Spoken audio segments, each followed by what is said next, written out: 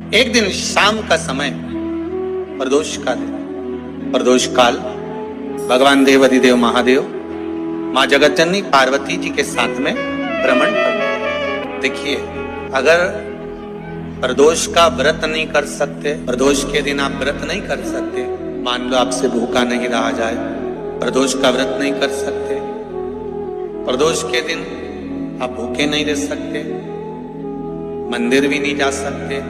दिया भी नहीं लगा सकते, तो शिव महापुराण की कथा कहती है कि प्रदोष के दिन, प्रदोष काल में अपने ही दरवाजे के पास देवाधिदेव महादेव का स्मरण कर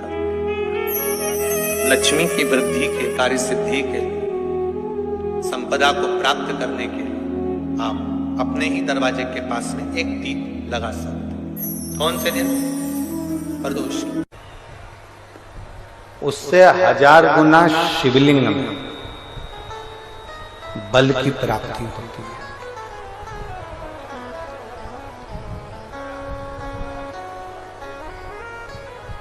प्रदोष के दिन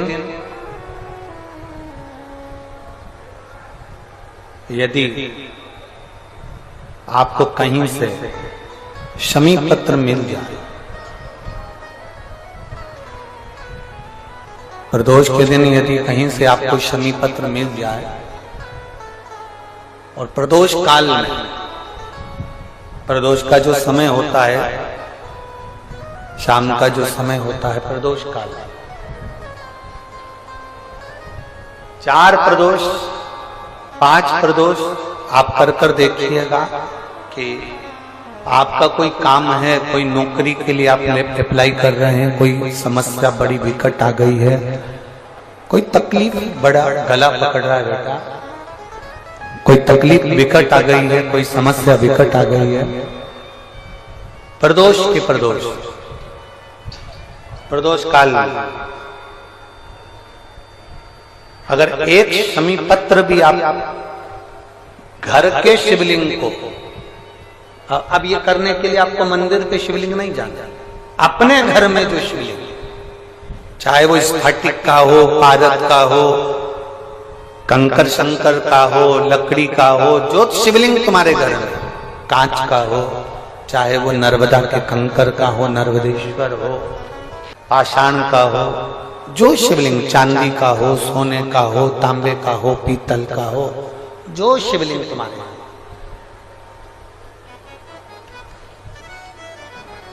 एक शमी पत्र यदि आप भगवान शंकर के शिवलिंग पर समर्पित कर रहे हो और उस शमी पत्र को उठाकर रात्रि को 9:15 की जो एक मुहूर्त होता है, एक समय होता है, जिस समय पर हम अपने मन की बात भगवान शंकर को कहते हैं, पूर्व में भी इसका वर्णन हम कर चुके हैं कथाओं में, उस 9:15 पर वो शमी पत्र को उठाकर एक कागज में, एक कटोरी में उसको रखते थे। 4 या 5 प्रदोष के उस शमी पत्र को अपने पास में रखिए और जिस कार्य के लिए जा रहे हो उसको जेब में ऊपर के भाग में उसको रखकर लेकर जाइए, आपका वो कार्य सफल होकर ही रहेगा, वो रुक नहीं सकता। शमी पत्र में इतना बल होता है, प्रदोष का जो शमी पत्र होता है वो बड़ा बलवान होता है, बड़ा एक पत्र है। 2 चीजें बड़ा स्मरण में रखिएगा। एक, बैसाख महीने में मट्टी के पात्र का जल, जब बैसाख का महीना आए ना, जितने यहां बैठे और जितने आस्था चैनल पर सुन रहे हो, जितने फेसबुक यूट्यूब पर कथा श्रवण कर रहे हैं, जितने मोबाइलों पर देख रहे हैं, प्रयास करना, बैसाख के महीने में मिट्टी के पात्र में जो रात्रि भर जल रखा हो, मिट्टी के पात्र में, अगर आपके पास में घड़ा हो, हंडा हो, नी हो, तो दिया हो, दीपक हो, कुल्लड़ हो, कोई भी तुम्हारे पास में जो मिट्टी का पात्र, उसमें जल भरना। वो जल बैसाख के महीने की किसी भी सोमवार के दिन, किसी भी सोमवार के दिन, बैसाख महीने में, या किसी प्रदोष के दिन, या बैसाख महीने के शिवरात्रि के दिन, वो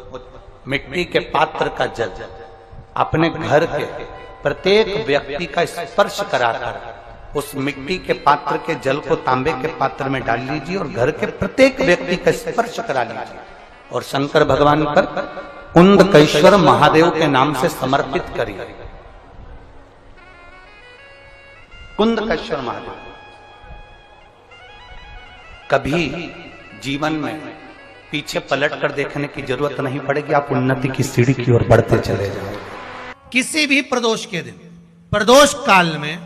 एक बार लगा दे, उसके बाद में अपनी कामना कर कर बेलपत्री। एक छोटा सा उपाय अवश्य करिएगा। अगर बच्चे कोई एग्जाम में बैठ रहे हैं या कंपटीशन एग्जाम है या नौकरी के लिए अप्लाई कर रहे हो, मान लो 4-6 महीने से बैठे हो, 8 महीने से बैठे हो, सर्विस नहीं है, नौकरी नहीं है, तो एक छोटा सा उपाय अवश्य करिएगा शिव महापुराण का। महाराज बेलपत्री के पेड़ के नीचे विराजमान होकर, बेलपत्री के पेड़ के नीचे जिसको नौकरी के लिए या एग्जाम में बैठ रहा है वो जल चढ़ाए, बेलपत्री के पेड़ के नीचे थोड़ा सा दूध चढ़ाए, फिर जल चढ़ाए और अपने राइट भाग में घी का दिया और अपने लेफ्ट भाग में तेल का दिया। किसी भी प्रदोष के दिन, प्रदोष काल में एक बार लगा दे, उसके बाद में अपनी कामना कर कर बेलपत्री के पेड़ के नीचे धोख लगाकर प्रणाम कर कर आ जाए और चले जाए इंटरव्यू के लिए, बाबा उत्तीर्ण करा ही देगा, नौकरी दिलाए। जिस दिन रविवार की प्रदोष पड़े उस दिन एक लाल वस्त्र में पीली सरसों रखकर और उसके अंतर्गत कुछ भी, एक या तो बमूल का कांटा ना मिले तो गुलाब का कांटा ही उसके अंतर्गत रख लीजिए। और मान लो कोई काम ऐसा है कि उसमें पैसा तुम्हारा आ ही नहीं रहा, बहुत घाटे पर घाटा जा रहा है, नुकसान बहुत हो रहा है और कोई काम हो ही नहीं रहा, तो महाराज जिस दिन रविवार की प्रदोष पड़े उस दिन एक लाल वस्त्र में पीली सरसों रखकर और उसके अंतर्गत कुछ भी, एक या तो बमूल का कांटा ना मिले तो गुलाब का कांटा ही उसके अंतर्गत रख लीजिए और उसको शिव मंदिर का स्मरण कराकर शंकर भगवान का नाम लेकर रू भैरव, कौन सा भैरव है उसकी भी कथा भी आने वाली है। ये दारुक नाम के राक्षस का संहार करने के लिए जब माता अवतार लेगी तब शंकर भगवान बच्चे का रूप रखकर रोएंगे, तो शिव जी का एक नाम होगा रू भैरव। ये भैरव कहां पर रहता है, तो कहा ये शमशान में रहता है। कहां रहता है ये भैरव? शंकर का जो एक अवतार है रू भैरव, ये भैरव अवतार शमशान में रहता है। तो इस भैरव का काम क्या है, तो कहा शमशान में, शमशान की जो अग्नि होती है भले गीली लकड़ी रहे, भले उसमें कोई पदार्थ डाले ना डाले, थोड़ी देर में वो अग्नि रू आवाज, हल्की सी शमशान की जो अग्नि जलती है उसमें एक आवाज आती है। आप ऐसे कोई अग्नि जलाएंगे ना तो आवाज नहीं आएगी, ध्यान देना। हमारे शमशान में अगर जो लोग गए होंगे मुर्दा जलाने के लिए, तो अगर वो एकांत में बैठेंगे तो उसमें से एक आवाज आती है रू रू। तो शिव पुराण कह रही है कि उस सरसों को, कांटे को रूरू भैरव का नाम लेकर जिस व्यापार जो नहीं चल रहा है, दुकान जो नहीं चल रही है, उस दुकान के सामने, उस व्यापार के सम्मुख में उसको जला दिया जाता है। यह करा जाता है रवि प्रदोष के दिन। महाराज कौन से प्रदोष? रवि प्रदोष के, जो सुख का भान कराती है, व्यापार की उन्नति के लिए, समृद्धि के लिए, लक्ष्मी के लिए इसका प्रयोग किया जाता है। तो यहां पर दारुक नाम का जो असुर है, दारुक नाम का जो राक्षस है, उसका एक ही कहना है कि मैं मरूं, मना नहीं है ब्रह्मदेव पर, वो मरने का। नंदी का एक पांव जो ऊपर होता है, आप लोग दर्शन करे होंगे शंकर जी के मंदिर में नंदी के, तो नंदी का एक पांव उठा हुआ होता है, एक पांव नीचा की ओर होता है। हड्डी से जुड़ा हुआ रोग, नेत्रों से जुड़ा हुआ, मस्तिष्क से जुड़ा हुआ कोई रोग रहता है तो एक नीले कलर का फूल आता है महाराज, उस फूल में हल्दी डालकर गुरुवार का प्रदोष पड़ने पर जो नंदी के पांव के पास समर्पित कर देता है महाराज, उसका रोग धीरे धीरे समाप्त होने लगता है। लिंग पुराण कहती है कि नंदीश्वर भगवान के सामने जो पुष्प समर्पित करा जाता है उसको, ये तो लिखा था स्कंद पुराण और शिव पुराण, लिंग पुराण कहती है जो फूल आपने समर्पित करा उसको लाकर पानी की बाल्टी में डालकर आप स्नान भी कर सकते हो, उससे भी हड्डी के जितने रोग होते हैं उसमें आराम लगने लगता है। जैसे कहीं शरीर नहीं चल रहा, हाथ झुन्न पड़ रहा है, हाथ काम नहीं कर रहा, हाथ में झुंझुनी आ रही है, कंपन आ रहा है, जैसे मान लो कोई काम, चाहे वो शनिचरी प्रदोष हो, चाहे रविवार की हो, सोमवार की हो, मंगल की हो, बुधवार की हो, गुरुवार की हो, शुक्रवार की हो, शनिवार की हो, कोई भी वार की हो, प्रदोष, प्रदोष काल में शाम का समय सूर्य डूब रहा हो, बस डूबा ही हो, और उस समय पर केवल 3 दिन ऐसे रहेंगे, 3 बार ऐसे रहेंगे, 3 तिथियां ऐसी रहेंगी, 3 समय ऐसा रहेगा जिस समय पर तेरे द्वारा निर्मित शूल को भी शिव धारण करेगा और जगत का कल्याण करेगा। 3 दिन, 3 तिथियां, 3 बार, 3 नक्षत्र, 3 घड़ी, 3 पल।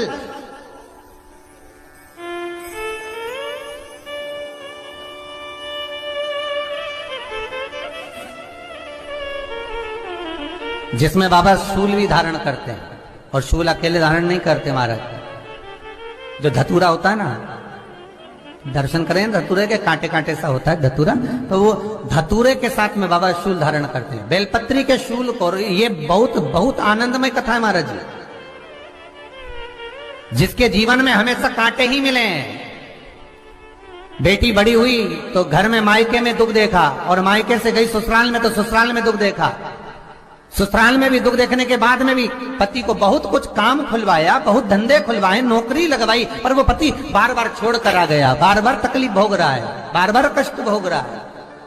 फिर थोड़े दिन काम करता है, थोड़े दिन छूट जाता है, फिर व्यापार में बढ़ता है, फिर छूट जाता है, फिर कोई दुकान खुलवाई, थोड़े दिन अच्छी चली, फिर वापस वहीं घर पर आकर बैठ गया। अर्थात उसके जीवन में वो शूलता चल रही है। तो बाबा देवाधिदेव महादेव कहते हैं, ये 3 घड़ी, 3 पल, 3 नक्षत्र, 3 समय, 3 दिन में जो शूल मुझे समर्पित करता है, उसके जीवन से मैं शूल हटा देता हूं। वो 3 दिन लिखे स्कंद पुराण।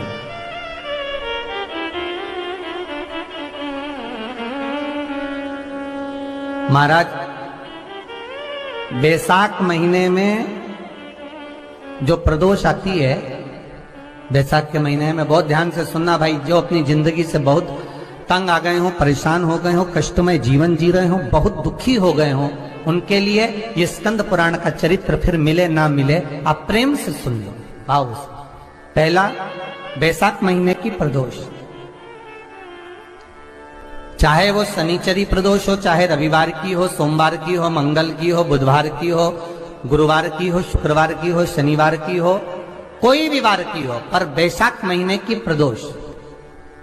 प्रदोष काल में शाम का समय सूर्य डूब रहा हो, बस डूबा ही हो, और उस समय पर सूर्य के डूबन के तुरंत बाद बाबा को धतूरे के साथ में बेलपत्री ना चढ़ाते हुए बेलपत्री के वृक्ष के 7 कांटे बाबा के शिवलिंग पर समर्पित करे जाते हैं महाराज, अपनी जिंदगी में अड़चनों को हटाने के लिए। फिर आप जिस व्यापार में उतरे, जिस व्यवसाय में उतरे, जिस नौकरी में उतरे, आप दिल से करें, आपको तरक्की मिलेगी। आप हार नहीं सकते, नीचे नहीं आ सकते, उन्नति पर ही चढ़ेंगे। एक वैशाख मास की प्रदोष। दूसरा, शिवरात्रि के दिन मध्याह्न का समय महाराज, जो बड़ी शिवरात्रि होती है माघ की, बड़ी शिवरात्रि के अंतर्गत मध्याह्न का समय, दोपहर के ठीक 12 बजे, चाहे फिर वो कोई भी दिन हो महाराज, शिवरात्रि जिस दिन पड़ रही हो,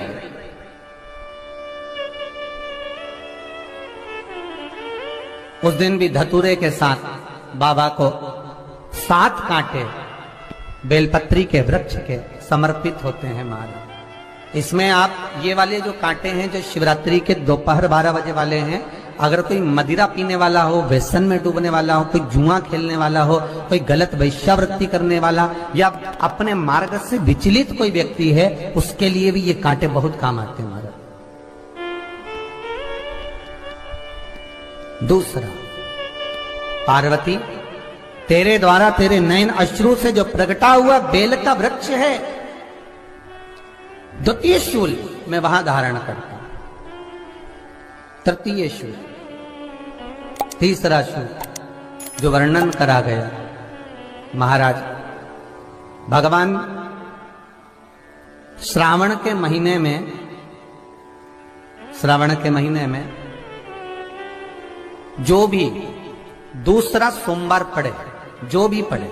श्रावण के महीने का दूसरा सोमवार, आप सबको पहले भी श्रावण के महीने में जो कथा कही उसका व्याख्यान वर्णन करा कि श्रावण का महीने का महत्व क्या है, वो भी आपको ऑनलाइन कथा में आप लोग सुन चुके हैं, लाइव कथा में श्रावण का पूरा महत्व बताया था कि श्रावण के महीने में शंकर भगवान को पूरा लेखा जोखा का भार प्रदान किया गया था। दूसरा सोमवार, श्रावण के महीने का जो दूसरा सोमवार होता है, उस दूसरे सोमवार में रात्रि के समय पर,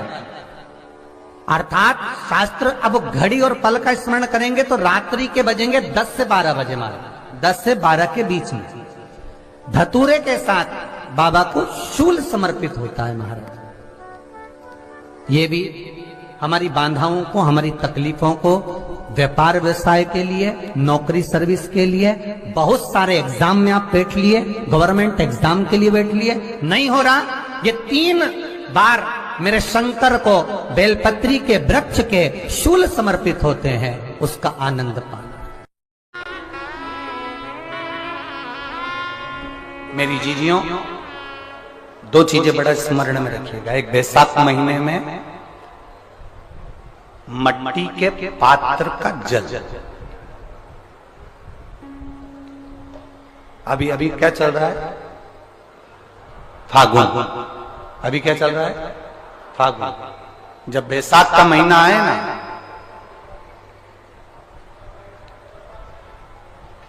जितने यहां बैठे और जितने आस्था चैनल पर सुन रहे